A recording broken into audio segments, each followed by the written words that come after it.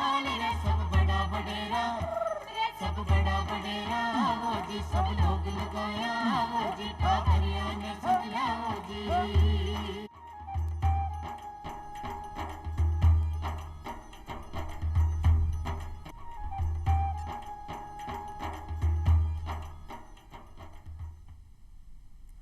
चौपाल एक बड़ा सगला ग्रामीण भाई बहना ने राम राम सा भाई बहना जी चौपादरा में यहाँ पर जी नवा नवा विषय ले रहता है करा और सावटी जानकारी हासिल करा उन्हीं प्रकार आज भी अपनी चौपादरा में आप एक नवरो निर्वल और एक नवधु विषय ले खासा महत्व जानकारी हासिल कर और चर्चा कर भाई बहना आज को अपनो विषय हम और हमारा संविधान। आप सगला जानो कि एक परिवार हो चाहे एक जिला हो चाहे एक राज्य हो चाहे देश हो वहाँ सगड़ा को विधिवत पूरी व्यवस्था चलावा के लिए एक विधान की एक संविधान की आवश्यकता पड़े भी अपने भारत को भी एक संविधान है उसको विश्व को सौ बड़ो संविधान है अपने लिए घुमेश की बात है। और प्रतिवर्ष 26 नवंबर ने आप संविधान दिवस मनावा तो आओ आज आप संविधान दिवस के मौके पर एक ही बात कर अपनो विषय हम और हमारा संविधान जिसकी जानकारी ले अपने बीच पधारिया है उदयचंद जी बारूपाल साहब जी का पूर्व जिला न्यायाधीश भी रह चुके हैं। बारूपाल साहब आपको चौपाल स्टूडियो में बहुत स्वागत है। और भाई बहना साथ ही आपने बीच पधारा है डॉक्टर सुमन मौर्य साहब जिसका वर्तमान में राजस्थान महाविद्यालय है भी मैंने राजनीति विभाग का सहायक आचार्य है। तो सुमन जी आप भी चौपाल स्टूडियो में घणो स्वागत है। राम राम सा सौ पहली बारूपाल साहब आपनो जो भारत को संविधान है एक पृष्ठभूमि का परिचय के बारे में आप दर्शक भाई बहना ने बताओ। संविधान किसी भी देश का शासन व्यवस्था को चलाने का एक ढांचागत भूमिका प्रदान करता है और भारत का संविधान यूँ माने कि ये भारत के कानून की किताब है और इसी कानून से पूरा देश चलता है। भारतीय संविधान 26 नवंबर 1949 को बनकर तैयार हुआ और उसी दिन संविधान सभा द्वारा इसको अंगीकार किया गया। भारत के संविधान की प्रस्तावना के अंदर सबसे पहले जो वाक्य लिखा है कि हम भारत के लोग यानी हम भारत के लोग हम अपने आप को शासित करने के लिए और अपने आप को देश को चलाने के लिए इस संविधान को जनता यानी भारत की जनता ने इसको अंगीकार किया और लागू हुआ 26 जनवरी 1950 को। यहाँ एक बात बहुत ज़रूरी है कि पहले शुरुआत से 1950 से अब तक संविधान दिवस नहीं मनाया जाता था और ये 2015 के अंदर सामाजिक न्याय और अधिकारिता मंत्रालय ने 19 नवंबर को एक विज्ञप्ति जारी करके प्रतिवर्ष देश के अंदर देश के संविधान को तैयार होने की जो तिथि थी 26 नवंबर 1950 है, इसलिए 26 नवंबर को संविधान दिवस के रूप में मनाने के लिए अंगीकार किया गया और ये अधिसूचित किया गया। अब प्रश्न ये उठता है कि 26 नवंबर को देश का संविधान अंगीकार करने के समय कुछ अनुच्छेद कुछ कानूनी प्रावधान उस दिन लागू कर दिए गए और शेष प्रावधान 26 जनवरी 1950 को लागू हुए। मैं ये बताना चाहूँगा इसके अंदर कि भारत का संविधान जो बनकर तैयार हुआ वो 2 साल 11 महीना और 18 दिन में तैयार हुआ और इसके पीछे एक बहुत बड़ी भूमिका रही कि जब ब्रिटिश राज के अंतर्गत भारत के ऊपर साम्राज्य की शासन व्यवस्था थोपी गई तो उस समय 1773 के अंदर एक रेगुलेटिंग एक्ट बना। उसके बाद कुछ चार्टर्स आए, उसके बाद कुछ भारत परिषद अधिनियम आए। उसके बाद जब ये स्वतंत्रता संग्राम के अंदर ये आया कि भारत को आज़ाद करें तो भारत अपना देश कैसे चलाएगा, इसके लिए भारत को एक चैलेंज के रूप में ब्रिटिशर ने दिया कि आप अपना संविधान तैयार करके बताया। इसके ऊपर मोतीलाल नेहरू रिपोर्ट तैयार हुई। उसके बाद में कैबिनेट मिशन आया, क्रिप्स मिशन आया और गोलमेज सम्मेलनों के अंदर इस भारत के संविधान की रूपरेखा रखी गई और अंत में 1947 का भारत का स्वतंत्रता अधिनियम बना। उसके अंदर 2 संविधान सभाओं का उल्लेख किया गया और 2 राष्ट्र बनाए गए। उस संविधान सभा ने 26 नवंबर 1949 को ये संविधान बनाकर तैयार किया जिसको देश ने अंगीकार किया। अब समझ में आयो जी, यहाँ बता रहे 26 नवंबर 1949 के दिन वो बन तैयार हो गो हो, और कुछ कानून है जगह 26 तारीख ने लागू भी होगा, लेकिन विधि विधान के साथ पूर्णतः इन्हें लागू करियो गयो वो 26 जनवरी 1950 को। ये कारण आज आप 26 नवंबर ने जो संविधान दिवस मनावा। आज जानकारी तो बहुत नई जानकारी मिली, घणो घणो आभार। और सुमन जी आप बताओ कि आप जी बारूपाल साहब बताई कि संविधान की प्रस्तावना हम भारत के लोग तो प्रस्तावना काई है री कमाने काई लिखियोड़ो है, काई उल्लेख है जी?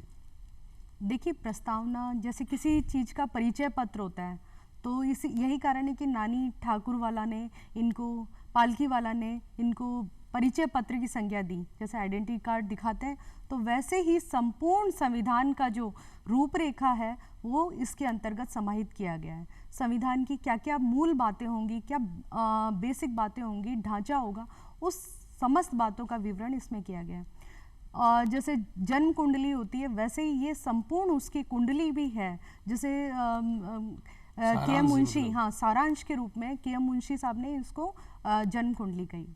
और इसमें बहुत ही जो महत्वपूर्ण शब्द हैं उनको समावेशित करते हुए, क्योंकि जहाँ भी यदि कहीं भी विरोधाभास की स्थिति उत्पन्न होगी, कहीं किसी चीज़ को समझने में दुविधा उत्पन्न होगी, वहाँ हम प्रस्तावना को देखकर उसको संपूर्ण उसकी रूपरेखा को समझने का प्रयास कर सकते हैं।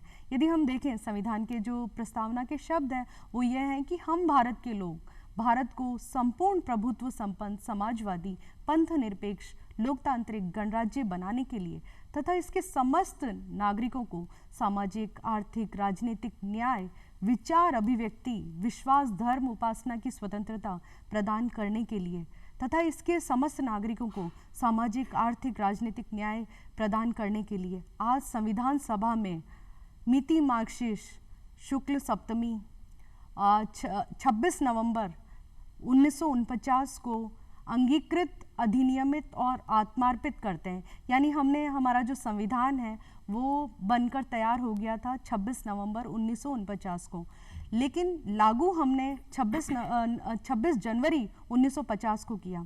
इसके पीछे कारण यही था कि हम जो है 26 जनवरी की जो महत्ता है, जो लाहौर अधिवेशन में जवाहरलाल नेहरू ने कहा था कि हम पूर्ण स्वराज के रूप में 26 जनवरी को बनाएंगे, उसी दिन की महत्ता को बनाए रखते हुए 26 नवंबर को कुछ जो 15 जो अनुच्छेद थे वो उसी समय लागू कर दिए गए थे जो अपरिहार्य थे, अति आवश्यक थे।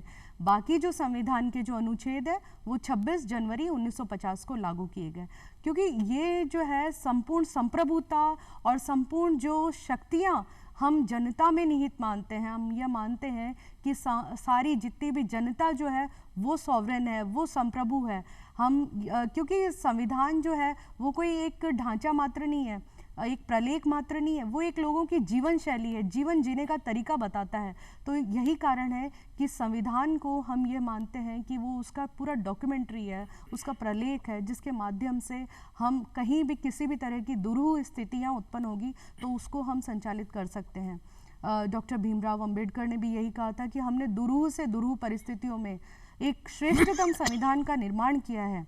अब उस श्रेष्ठतम संविधान को किस तरीके से चलाना है यह हमारी भविष्य की पीढ़ियों पर निर्भर करेगा कि वो उसका संचालन, उसको किस तरीके से उसका आत्मसातीकरण करता है और उसको आगे बढ़ाने का प्रयास करता है। अब बारूपाल साहब जी आप 26 नवंबर ने संविधान दिवस मनावा, तो संविधान दिवस क्यों मनावा? आप संविधान दिवस मनाने के पीछे मकसद ये है कि एक तो देश बहुत वर्षों बाद आज़ाद हुआ, बहुत सारे लोगों ने बलिदान दिए, क्रांतिकारियों ने दिए, और जो संविधान सभा ने जो इस संविधान को तैयार किया उन सबको श्रद्धांजलि अर्पित करने, याद करने के लिए और इस देश को आगे बढ़ाने के लिए इस रूप के अंदर उन लोगों को कुर्बानियों को याद करने के लिए ये संविधान दिवस मनाया जाता है जी। कि हम आज डॉक्टर अंबेडकर को हम श्रद्धांजलि अर्पित करें। और 389 जो सदस्य थे इसके अंदर संविधान सभा में, उन सब का किसी न किसी रूप में योगदान रहा है। और डॉक्टर राजेंद्र प्रसाद जो संविधान सभा के अध्यक्ष थे, उन्होंने अपने लास्ट भाषण के अंदर ये कहा था कि मैंने दिन प्रतिदिन इस संविधान सभा में बैठकर ये देखा है कि डॉक्टर अंबेडकर और उनका पीए ही कभी कभी अकेले काम करते थे, जबकि कोई सदस्य भी नहीं हुआ करता था।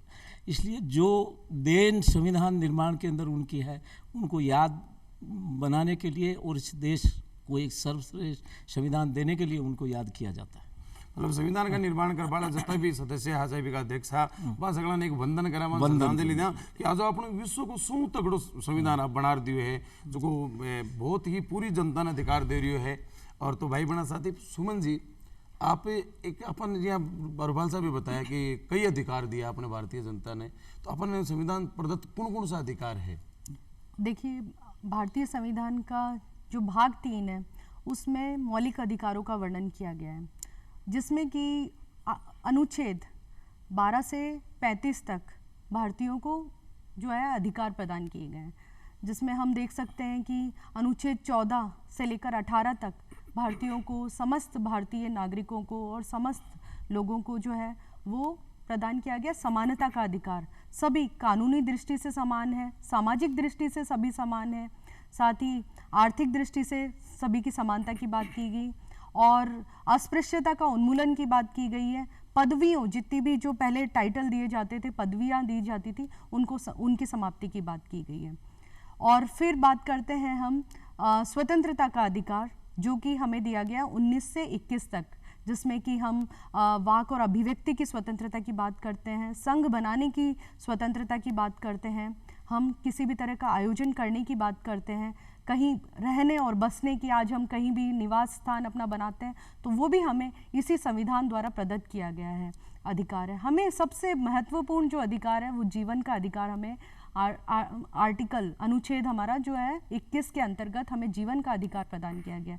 इस तरीके से हम देखते हैं कि भारतीयों को और यहाँ तक कि जो अपराधी हैं उनके भी अधिकार जो है वो हमारे संविधान में दिए गए हैं। किसी को एक ही अपराध के लिए 2 बार दंडित नहीं किया जा सकता और किसी को बिना अभियोजन स्वीकृति के उसको बंदी नहीं बनाया जा सकता। इस तरह के जो अधिकार हैं वो भारतीय नागरिकों को प्रदान किए गए। इसके अलावा धार्मिक स्वतंत्रता का जो अधिकार है अनुच्छेद 25 से 28 तक सभी नागरिकों को प्राप्त है, जिसमें कि हम अंतःकरण की स्वतंत्रता, कि हम किसी भी धर्म को मान सकते हैं, उसका आचरण कर सकते हैं, इस तरह की स्वतंत्रता हमें प्रदान की गई है। साथ में शिक्षा और संस्कृति को अपनाने की स्वतंत्रता हमें दी गई है कि किस तरीके से अनुच्छेदों के माध्यम से हम किसी भी जैसे किसी एथनिसिटी, किसी नस्ल को कैसे सुरक्षित रख सकते हैं, किसी जाति धर्म विशेष के किन्हीं मुख्य बातों को कैसे संरक्षित रख सकते हैं, इन सब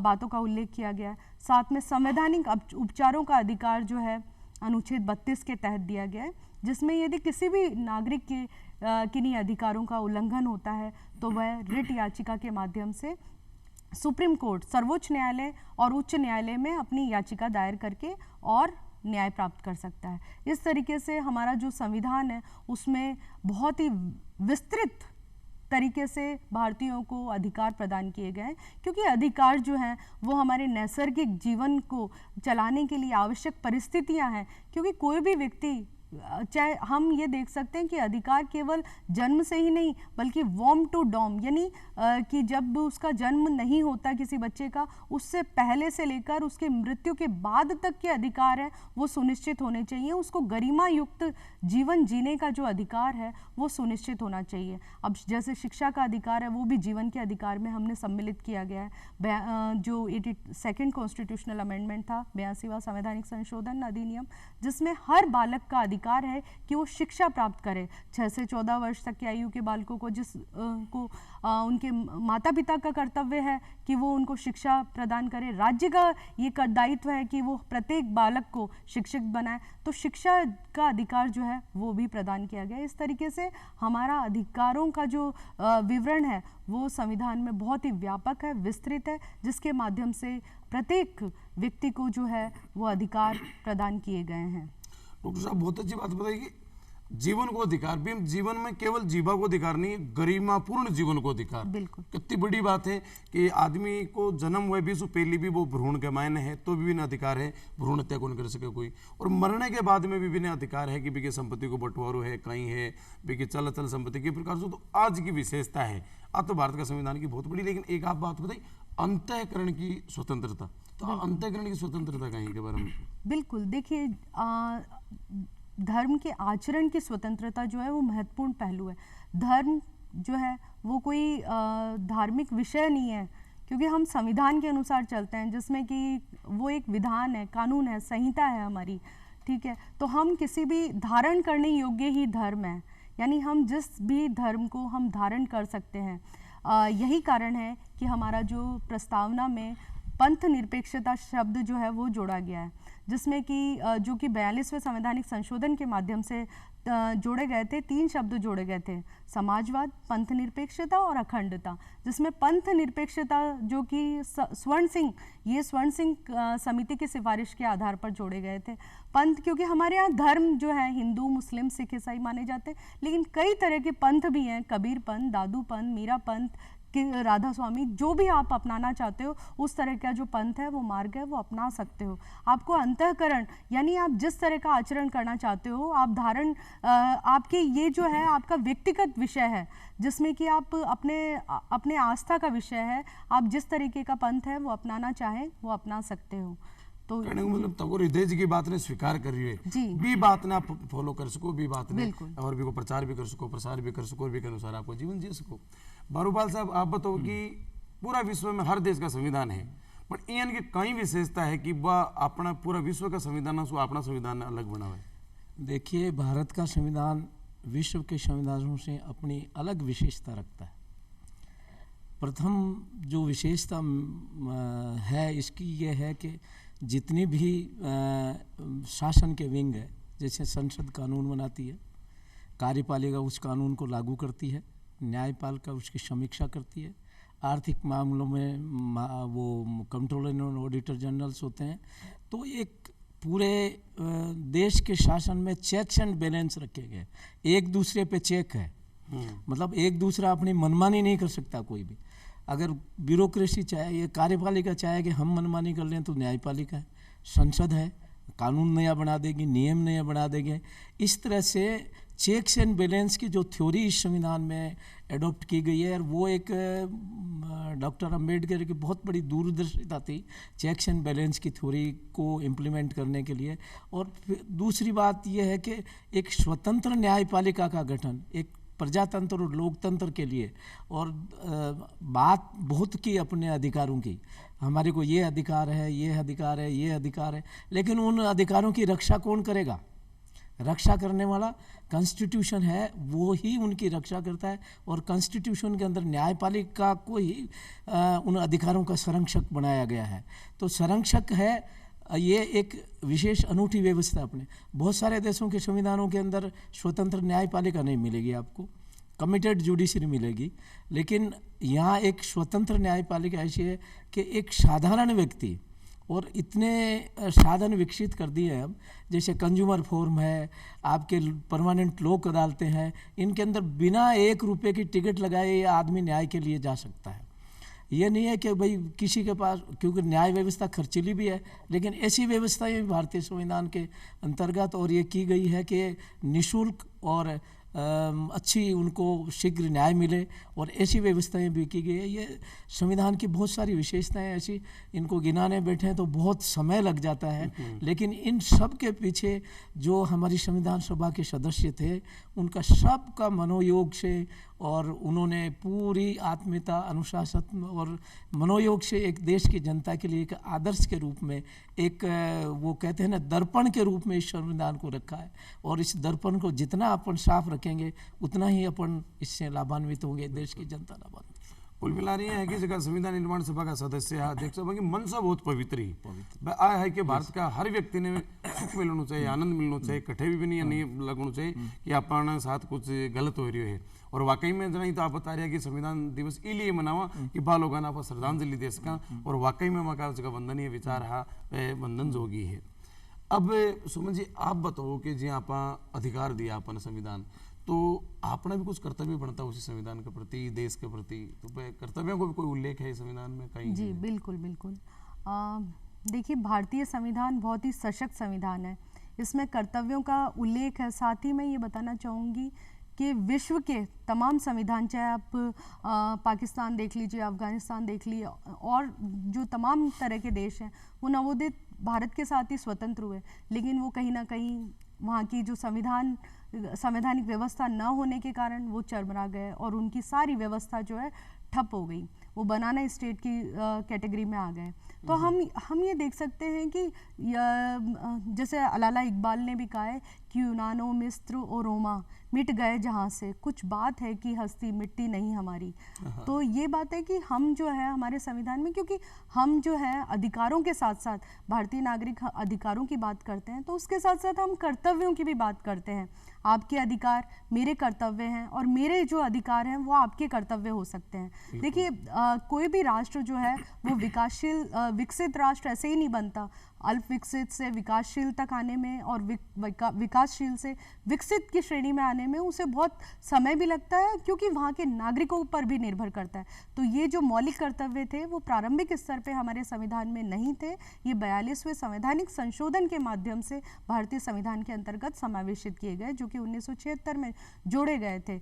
10 मूल कर्तव्य जोड़े गए थे, जिसमें कि हम ये देख सकते हैं कि हम अपने राष्ट्रीय आदर्शों को, राष्ट्रीय पर्व, राष्ट्रीय गान, इनको हम आत्मसात करें, संविधान के प्रति आस्था जो है वो स्थापित करें, हम जो है हमारा जो बेसिक जो स्ट्रक्चर है उसको बनाए रखें, जिसमें कि समाजवाद है, पंथ निरपेक्षता है, इसको हम आगे बढ़ाने की कोशिश करें। हमारा जो कॉस्मो कल्चर है, सामासिक संस्कृति है, उसको आगे बढ़ाने का प्रयास करें। मानववाद की जो सोच है उसको विकसित करें, वैज्ञानिक सोच को विकसित करें। हम जो है शिक्षा का जो अधिकार है वो 86वां जो संवैधानिक संशोधन है उसके माध्यम से जोड़ा गया है, जिसमें कि हम हर माता पिता का कर्तव्य है कि वो बालकों को शिक्षित बनाएं, और इसी में साथ में हर एक नागरिक को उत्कर्ष यानी आगे बढ़ने का, अपने उन्नयन का अवसर जो है वो प्रदान किया जाना चाहिए। उसको वो अपना कर्तव्य माने कि उसको आगे बढ़ाने का प्रयास करना चाहिए। किसी को भी इसमें अनुशासन प्रियता का भी समावेशन किया गया है कि हर जो है अपने संविधान के प्रति जो है प्रतिबद्धता स्थापित करे। एक जो सोच है वो इस तरह की हो कि हम किसी भी जो सार्वजनिक संपत्ति है उसको किसी भी तरह का कष्ट ना पहुंचाएं, उसको हानि ना पहुंचाएं, और एक अनुशासन प्रियता का परिचय दें, ये भी आवश्यक है। साथ ही में जो हमारे वन्य जीव हैं, पर्यावरण है, हमारी जो हरियाली है उसकी रक्षा करें, ये भी आवश्यक है। हम सभी नागरिकों के ये कर्तव्य होंगे कि हम जो है उसको बनाए रखें। हमारे जो संविधान के उच्च आदर्श हैं उनको अपने हृदय में संजोए रखें। यही कारण है कि संविधान दिवस भी बना रहे हैं हम, और 2015 से, इससे पूर्व में हम इस दिवस को कानून दिवस के रूप में मनाते हैं, और 2015 के बाद से हम संविधान दिवस, क्योंकि हम यह मानते हैं कि संविधान के प्रति हमारी जो पालना है, संविधान के जो आदर्श हैं उनको हम अपनाएं। बच्चा जो है, गांव का बच्चा, शहर का बच्चा, स्कूल का बच्चा, और यहाँ तक कि जो कॉरपोरेट जगत है, हर तरह के लोग जो है संविधान के बारे में जाने, उनको जानकारी से अवगत कराया जाए। यह महत्वपूर्ण बात है, जिसके कारण से हम जो संविधान दिवस मना रहे हैं, और जो हम हमारे कर्तव्यों को जाने, हमारे मौलिक जो कर्तव्य है हमारे संविधान में, क्योंकि हम अधिकारों की तो बात करते हैं लेकिन कर्तव्यों की बात नहीं करते, तो हमारे कर्तव्य भी उतने ही महत्वपूर्ण है, जिसके कारण से एक जो कोई भी राष्ट्र है वो आगे बढ़ सकता है, वो विकासशील से विकसित राष्ट्र की तरफ बढ़ता है। तो हमें इन सब बातों का भी ध्यान रखना चाहिए। हमें दिन प्रतिदिन नए वैज्ञानिक दृष्टिकोण विकसित करने का प्रयास करना चाहिए। हमें एक जो रूढ़िवादी परंपरा है, रूढ़िवादिता है, उससे दूर हटकर हमारी जो मानववादी दृष्टिकोण है उसको विकसित करने का प्रयास किया जाना चाहिए। यही बातें जो है हमें हृदय में संजोए रखने का प्रयास करना चाहिए, और हमें व्यक्तिगत और सामूहिक दृष्टि से उन्नयन का परिचय देना चाहिए, उत्कर्ष का परिचय देना चाहिए। तभी हमारा जो संविधान है वो सही मायने में कारगर सिद्ध हो सकता है। बारूपाल साहब, आपसे जानकारी चाहूँगा कि संविधान निर्माण के मायने डॉक्टर बाबा साहब अम्बेडकर की कई भूमिका है। भूमिका का जहाँ तक सवाल आपने पूछा है कि उस टाइम पे जो राजनीतिक परिस्थितियाँ देश की थी, उसमें कुछ लोग जो संविधान सभा के सदस्य अपने राज्यों के अंदर बिजी थे, कुछ लोग अस्वस्थता के कारण नहीं आ पाए, कुछ लोगों को विदेशी दौरों पे जाना पड़ा, देश के काम के लिए इधर उधर होते थे। तो कभी ऐसा कभी ही संयोग बना कि पूरी प्रारूप समिति की बैठक एक साथ हुई हो, उनमें दो तीन अनुपस्थित रहते थे। कभी कभी जैसा डॉक्टर राजेंद्र प्रसाद ने कहा कि अकेले डॉक्टर अंबेडकर बैठे रहते थे, उनका असिस्टेंट बैठा रहता था, वो टाइप के ऊपर काम करते रहते थे। तो यूँ अगर अपन देखें तो पूरा संविधान का प्रारूप तैयार जो किया वो डॉक्टर राजेंद्र प्रसाद के द्वारा ही तैयार किया गया है। जब प्रारूप तैयार करके संविधान सभा को सुपुर्द किया तब एक एक अनुच्छेद के ऊपर उनकी बहस हुई पूरे, उसमें सारी संविधान सभा का युक्त। लेकिन जो प्रारूप जो रूपरेखा जब तैयार की गई थी, जैसे मकान का स्ट्रक्चर तैयार करते हैं, वो स्ट्रक्चर जो तैयार किया गया, रूपरेखा जो तैयार की थी, वो संपूर्णतः 90% 80% योगदान डॉक्टर अंबेडकर का ही था। और उसके बाद में जैसे आर्टिकल पहला आया सिटीजनशिप का, नागरिकता क्या हो गई, उस नागरिकता के ऊपर जब बहस हुई तो उस टाइम सारी संविधान सभा के सदस्यों ने उसमें भाग लिया। और एक अनूठी है कि कितने स्टेट है, कितनी भाषाएं हैं, कितना है अपने इंडिया के अंदर, लेकिन एक नागरिकता है। तो इस तरह से संविधान जो आप ये देखिए कि 9 अगस्त से लगा करके और 26 नवंबर 1949 तक जो पूरा संविधान सभा का 2 वर्ष 11 महीना 18 दिन को भी पूरा दृश्य देखोगे तो वो नजर आएंगे आप। जी बिल्कुल, बहुत अच्छी बात बताई। अब आप अधिकारों की बात कर रही हो कि सबने बराबर अधिकार है, तो कटे न कटे आप भी महिला हो कि महिलाओं को प्रतिनिधित्व मिले, क्या समानता की बात कर रही हैं। हाँ, तो कहीं राजनीति में, प्रशासन में, सरकारी नौकरियों में महिला आधी है, तो आधो हक क्यों को नहीं बन? जी बिल्कुल, बहुत महत्वपूर्ण बात बोली है आपने। क्योंकि देखिए, संविधान सभा की जब बात हुई थी कि संविधान सभा का गठन किया गया, उसमें 389 सदस्य थे टोटल, और उसमें केवल 15 महिलाओं को प्रतिनिधित्व प्राप्त हुआ था। तो हम तब से लेकर आज तक जो है स्थितियों में परिवर्तन हालांकि हुए हैं, देख सकते हैं। उस समय भी महिलाओं का प्रतिनिधित्व वहाँ संविधान सभा में था, क्योंकि हम संविधान के माध्यम से ही समझने की कोशिश करते हैं। तो इसमें हर एक वर्ग को प्रतिनिधित्व जो है वो दिया गया था, चाहे वो अनुसूचित जाति से हो, अनुसूचित जनजाति से हो, महिलाएं हो, माइनॉरिटीज़ हो, अल्पसंख्यक जितने भी वर्ग थे, सबको प्रतिनिधित्व संविधान में देने का प्रयास किया गया था। हम देख सकते हैं कि अगर आधी आबादी अगर महिलाएं हैं, तो महिलाएं आज शिक्षा के माध्यम से, अपना जो आर्थिक ढांचे के माध्यम से अपना, क्योंकि महिला सशक्तिकरण की जब हम बात करते हैं तो वो यूं ही नहीं आ जाती। महिला सशक्तिकरण के माध्यम से हम बात करते हैं कि वो पारिवारिक पृष्ठभूमि में अपने सामाजिक, आर्थिक, राजनीतिक निर्णय लेने में सक्षम हो। पारिवारिक पृष्ठभूमि में सबसे पहले उसको उस तरह की आज़ादी मिले, तब जाके वो बाहर जो है वो अपना निर्णय निर्माण कौशल में अपनी भूमिका का निर्वहन करती है। बिल्कुल सही तब जाके हम बात करते हैं कि महिलाओं को प्रतिनिधित्व। कुल मिला रहा है जी, शिक्षा उसी नवीन अधिकारों को ध्यान पड़सी, अधिकारों को ध्यान पड़सी तो अधिकार ले सी सही भी कभी संघर्ष करना पड़े, लड़ना पड़े, कहीं भी है। और निश्चित रूप से एक दिन यान को भी ऐसी कि महिलाओं बराबर आधा अधिकार ले सी। और भाई बहना आपने बीच बारूपाल साहब पधारिया, डॉक्टर साहिबा पधारिया, आप घणो घणो आभार गया पधारिया। और आशा करा आपको कार्यक्रम आपने दाया उसी फिर मिल से एक नए विषय के साथ। जत्ता नीचा आपसे इजाजत। राम राम सर।